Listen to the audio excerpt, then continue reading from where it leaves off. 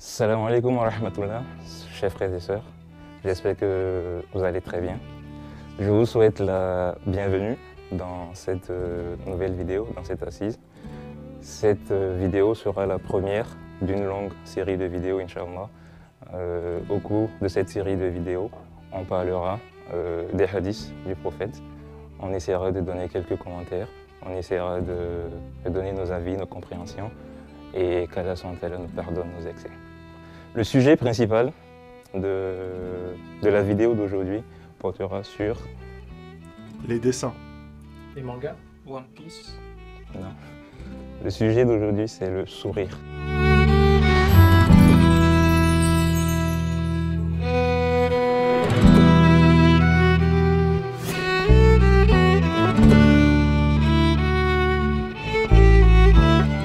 Bismillahirrahmanirrahim.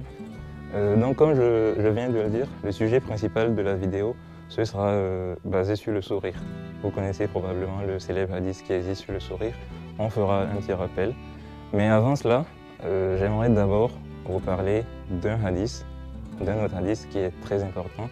J'aime l'appeler le hadith. Pour moi, c'est le hadith en fait qui nous motive, qui nous pousse à nous diriger vers tous les autres hadiths. Donc je vais le citer. Quiconque apprend 40 de mes hadiths et les transmet à autrui, qu'Allah le ressuscite le jour du jugement parmi les savants. Masha'Allah. Le hadith, je trouve qu'il est très puissant. Je ne sais pas si on s'en rend compte, mais je vais le relire une deuxième fois. Quiconque apprend 40 de mes hadiths et les transmet à autrui, qu'Allah le ressuscite le jour du jugement parmi les savants. En fait, pour moi, le hadith, il prend toute sa force, toute sa puissance quand on essaie d'imaginer un peu en fait, la place qu'occupent les savants dans la religion musulmane. Quand on regarde en fait, le degré auquel les savants sont élevés dans notre religion, on se rend compte en fait, que ce hadith il est magnifique. Les savants sont considérés comme les héritiers des prophètes et bien au-delà de ça, c'est des personnes qui, dans leur vie, ils ont mené une vie de dévotion totale. En fait. Toute leur vie, ils étaient à la recherche du savoir, ils ont mené leur vie dans la rectitude et ils ont voué quasiment toute leur existence à Allah subhanahu wa ta'ala, à la recherche de la connaissance et au partage.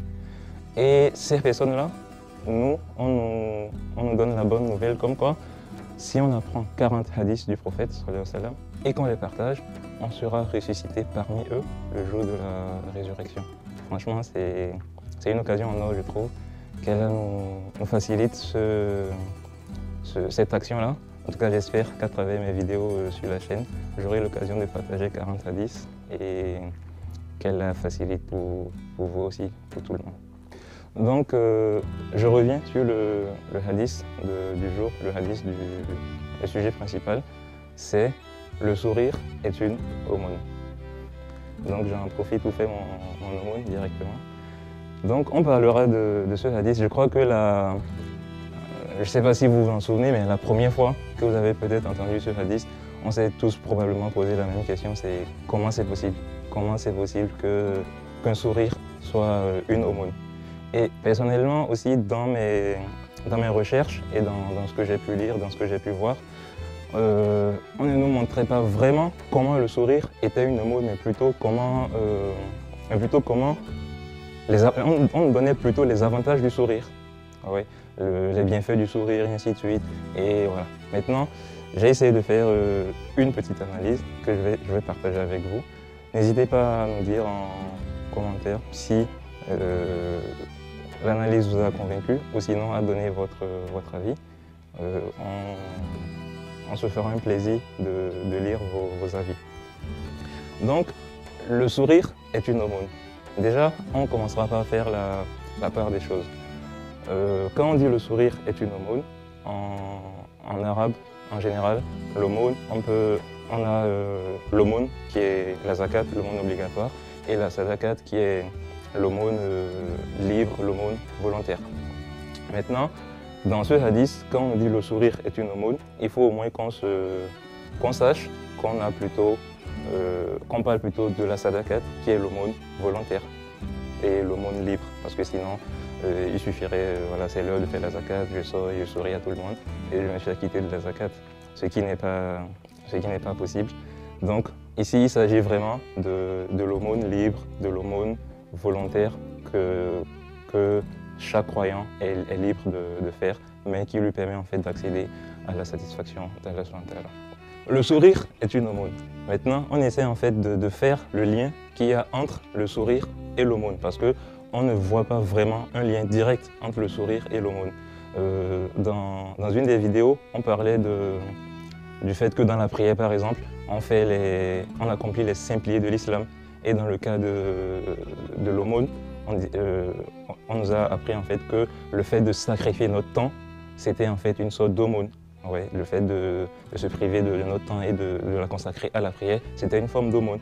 Mais maintenant, dans le cadre du sourire, on ne voit pas vraiment trop ce qu'on sacrifie. Je souris, je donne rien du tout, je ne sais pas vraiment ce que je sacrifie. Maintenant, pour essayer de faire ce lien-là entre le sourire et l'aumône, on va essayer d'aller chercher dans les finalités de l'aumône. L'aumône, de base, elle a plusieurs finalités: purifier la richesse, renforcer la foi et bien d'autres finalités, bien d'autres avantages. Mais l'une aussi des finalités de l'aumône, c'est le rapprochement des classes sociales. Parce que dans une communauté où l'aumône est donnée régulièrement ou constamment et bien, on aura en fait tendance à sortir les gens de la pauvreté.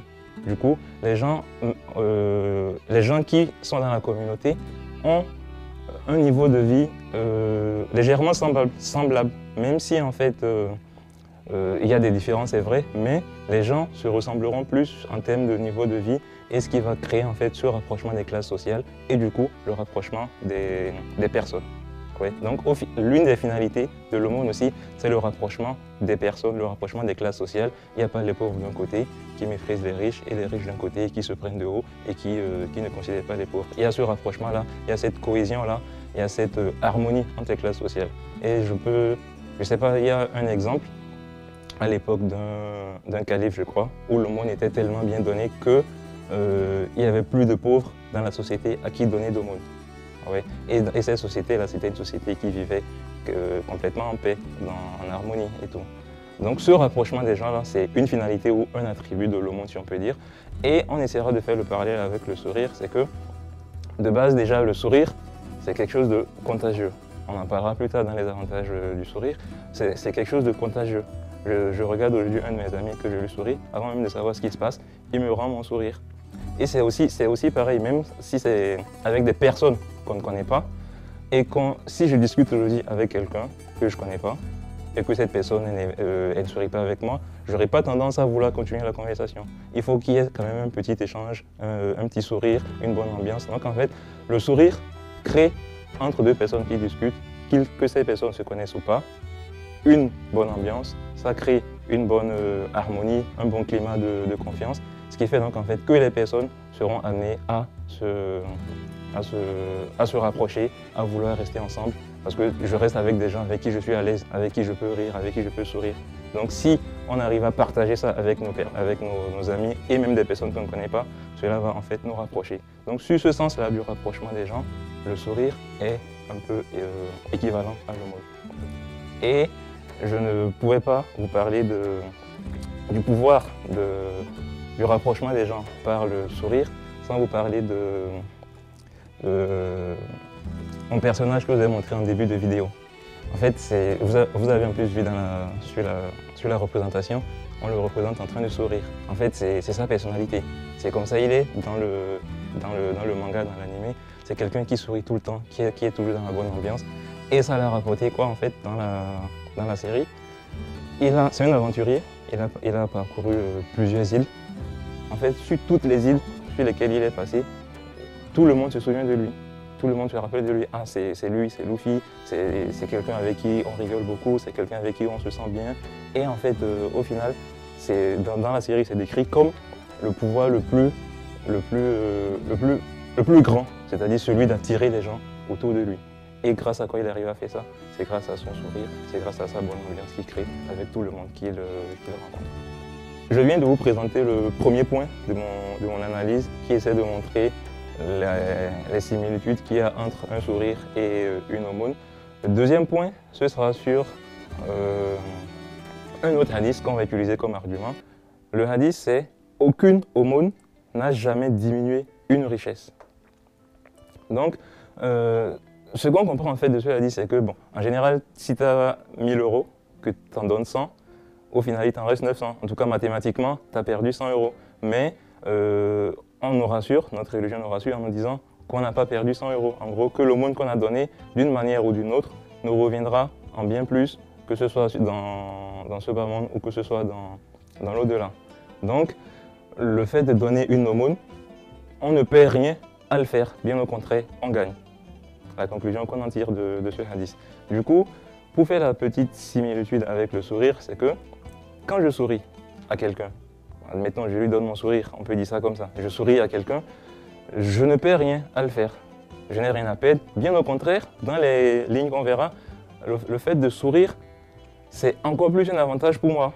Comme c'est le cas aussi avec l'aumône que je donne. Je donne l'aumône à quelqu'un et j'ai énormément d'avantages à le faire. C'est aussi pareil avec le sourire. Je souris, il y a le bien-être social qui crée le rapprochement, c'est bien. Mais il y a encore des avantages pour moi. Et tout ça, je l'ai fait sans rien perdre. Donc c'est exactement pareil que l'aumône. Donc c'est sur ces deux points-là que je me suis basé un peu pour expliquer la similitude qui existe entre le sourire et l'aumône. C'est sûr qu'il en existe d'autres que je n'ai pas vus ou auxquels je n'ai pas fait attention. N'hésitez pas à me les dire, on essaiera de lire et on est toujours là pour apprendre. Donc, maintenant on va parler des avantages ou des bénéfices du sourire sur notre organisme. Tout ce que le sourire nous apporte comme bénéfice et voilà, on essaiera d'en citer quelques grandes lignes. Et encore une fois, n'hésitez pas à donner tout ce qu'on a omis et on lira tout ça. Le premier point ou le premier avantage, c'est que sourire nous rend plus heureux. C'est censé être le contraire normalement, parce que c'est quand on est heureux qu'on sourit. Mais en fait, la relation inverse aussi, elle est possible. Sourire peut aussi nous rendre heureux. Et pour ça, on va citer un article qui a été réalisé aux États-Unis en avril 2019. On mettra les références en description. Si vous avez envie d'aller voir l'article dans les détails, n'hésitez pas. Dans cet article, en fait, il nous montre que sourire nous rend heureux, alors qu'on était c'était censé être le contraire, c'est quand on est heureux qu'on sourit. Maintenant, comment cela s'explique? C'est que lorsqu'on sourit, même quand on n'est pas heureux, même si c'est un sourire forcé, le cerveau le comprend comme si on était heureux. Lorsqu'on lâche notre sourire, le cerveau comprend lui, en tout cas lui, on le fait croire qu'on est heureux et il libère des hormones qui s'appellent des hormones appelées des endorphines. Ce sont des hormones du plaisir. Et du coup, en fait, la sécrétion de ces hormones-là vont nous mettre dans un état de bien-être. Donc c'est un peu comme si on a trompé notre cerveau. On sourit, même si ce n'est pas le cas, et il comprend qu'on est heureux, il libère les endorphines, et maintenant notre corps est dans un état de bien-être. Franchement, c'est assez intéressant, je trouve. Plus de nous rendre heureux lorsqu'on sourit, même si on le fait de manière forcée, le sourire nous soulage aussi du stress. Parce que pour ça, on va se fier à une étude qui a été publiée en 2012. Vous avez aussi les références en description. L'étude montre en fait que le sourire, même s'il est forcé, nous soulage du stress. Parce qu'en fait, sourire agit sur une hormone qui s'appelle le cortisol en libérant de la dopamine. Le cortisol, c'est l'hormone qui est liée au stress. Et lorsqu'on sourit, on libère aussi la dopamine qui vient nous soulager en fait de ce stress-là. Donc en fait, sourire nous permet déjà, on a déjà vu, libérer des endorphines qui nous mettent dans un état de bien-être. Et sourire aussi nous permet de libérer de la dopamine qui vient nous rendre en fait plus détendus, plus sereins. Sourire agit à la fois sur la tension artérielle, sur la fréquence cardiaque, à la baisse bien sûr. Et même si on est dans un état de stress, on se retrouve en fait plus tendu et on est plus serein. Donc c'est vraiment une pratique qu'on devait avoir. En général, même quand, si, je sais pas, si on a des examens, on est tout seul devant sa copie, on peut se mettre à sourire. En tout cas, si on stresse, on peut se mettre à sourire tout seul et en espérant que cela puisse rabaisser notre tension artérielle, rabaisser notre fréquence cardiaque et du coup devenir plus serein. C'est un petit conseil, un petit tips. Le troisième point, au-delà des deux premiers que je viens de citer, c'est que sourire nous permet d'éviter les rides au visage. Parce que lorsqu'on sourit, on sollicite 17 muscles du visage. Donc en fait, le fait de les solliciter fréquemment, ces muscles-là, c'est... C'est comme une séance de musculation. Voilà, c'est un peu ça. C'est un peu comme si on faisait une séance de musculation. On entretient les muscles du visage et ça fait donc en fait, on les stimule tout le temps et du coup, ça les permet de rester en bonne santé, entre guillemets, longtemps. Et du coup, ça retarde en fait l'arrivée des rides. Après, le temps aura raison, mais sourire fréquemment nous permet en fait de retarder l'arrivée des rides sur notre visage. Le quatrième avantage, c'est que le sourire permet de booster notre système immunitaire. Comment cela fonctionne? En fait, quand on sourit, nos cellules sont réoxygénées plus vite. Et lorsque nos cellules sont plus rapidement réoxygénées, ça facilite en fait la production de plus d'anticorps. Du coup, notre système en fait devient beaucoup plus puissant et beaucoup plus apte à se protéger. Ouais, donc en fait, le fait de sourire, ça peut nous protéger de petites maladies, de petites grippes et ainsi de suite. Et après, voilà, ça ne va pas nous protéger non plus des grands maux. Mais quand même, voilà, ça a un petit avantage du fait que ça permet de produire un peu plus d'anticorps dans notre organisme. Et si c'est qu'on n'a qu'à sourire pour avoir ça, autant le faire. Le dernier point que j'aimerais partager avec vous, c'est que sourire permet de prolonger l'espérance de vie. Ça, c'est assez fort. Moi aussi, la première fois que je l'ai lu, je me suis dit, mais c'est assez fort. En gros, sourire fréquemment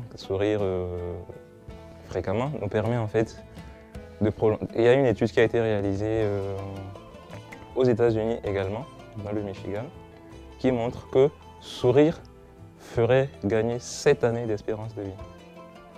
Franchement, l'étude, je ne l'ai pas lu dans les détails, du coup, je n'ai pas vu vraiment ce qu'ils ont fait dans les détails pour le prouver et tout. Mais la conclusion à laquelle ils en sont arrivés, c'est que sourire nous ferait gagner 7 années d'études. C'est une étude qui a été faite, qui a été publiée dans une grande revue. Donc voilà, je suppose qu'il y a eu des experts qui ont d'abord validé tous les résultats avant que cela ne soit mis à la publication. Même si la réalité n'est pas exactement ça, ça ne veut pas non plus dire voilà, si je souris, je vais gagner 7 années sur ma vie, mais quand même, ça nous apporte un bien-être, ça nous apporte beaucoup de choses, tout ce qu'on vient de citer, et en plus de cela, on nous informe aussi que ça a un petit effet, ou ça a quand même un effet sur notre espérance de vie. Donc, au vu de tous ces avantages du sourire qu'on vient de donner, c'est à se demander en fait pourquoi on ne sourit pas tout le temps. En gros, c'est un peu comme si je marche, je devais me mettre à sourire tout le temps, parce que ça n'a que des côtés positifs. En tout cas, je n'ai pas vu un endroit où ils vont dire voilà, sourire est mauvais pour la santé ou sourire c'est mauvais. Mais voilà, le petit conseil qu'il faudra garder, c'est qu'il ne faut pas non plus tomber dans l'excès. Notre religion nous apprend la modération, il ne faut pas toujours tomber dans l'excès. Et sourire quand il le faut, et sourire constamment, c'est bien. Je n'irai pas par exemple à un enterrement et me mettre à sourire. Un de mes amis ne va pas me raconter une histoire qui le désole et je vais me mettre à sourire parce que sourire c'est bon pour la santé ou parce que sourire ça augmente l'espérance de vie. Donc il faut toujours rester dans la modération, toujours, et aussi, parce que, même si ce n'est pas dans ces situations-là, marcher tout seul par exemple dans la rue et se mettre à sourire tout seul, on peut rapidement penser à une petite maladie mentale. Pourquoi il sourit tout seul dans son coin? Tu es dans le métro, tu ne parles à personne, tu commences à sourire. Ouais. Donc en fait, il faut quand même rester dans les normes, dans la limite, sourire quand le besoin se fait sentir. Et pour cela, si c'est que c'est bien de sourire plus, dans ce cas, il faut en fait faire des activités qui nous incitent à sourire. Regarder une petite vidéo drôle, aller se poser avec des amis. Généralement, quand tu es avec des amis, forcément, voilà, il y aura des discussions qui vont vous amener à sourire. Et dans ce cas-là, ça te permet en fait de remplir entre guillemets ton quota de sourire tout en restant une personne normale sans faire d'excès. Donc faisons des activités qui nous inciteront à sourire et on ne va en tirer que des bénéfices. Merci Hervé pour ces explications. Donc là, on part pour faire une séance de musculation du sourire, c'est ça? Inch'Allah. Donc, principalement dans cette vidéo, on a parlé de 2 hadiths. Le premier hadith. Donc voilà, nous sommes à la fin de la vidéo. On a parlé principalement de 2 hadiths. Le premier sur le fait de partager 40 hadiths du prophète pour être ressuscité parmi les savants. Et le deuxième sur le sourire. Donc voilà, moi je viens de partager avec vous 2 hadiths, Inch'Allah. Il m'en reste 8. J'espère que j'aurai l'occasion de continuer à les partager sur la chaîne et ainsi atteindre mon quota et que vous aussi de votre côté, vous les partagerez. On a parlé du hadith sur le sourire où on a essayé de montrer comment un sourire peut être perçu comme une aumône. Le premier point qui était sur le rapprochement, exactement comme le fait l'aumône. Et le deuxième point sur le fait qu'on ne perd rien à donner une aumône. C'est aussi également pareil, on ne perd rien à donner un sourire, bien au contraire, on a des avantages. Donc n'hésitez pas à liker, n'hésitez pas à partager la vidéo et on se retrouve Inch'Allah pour d'autres vidéos. Merci.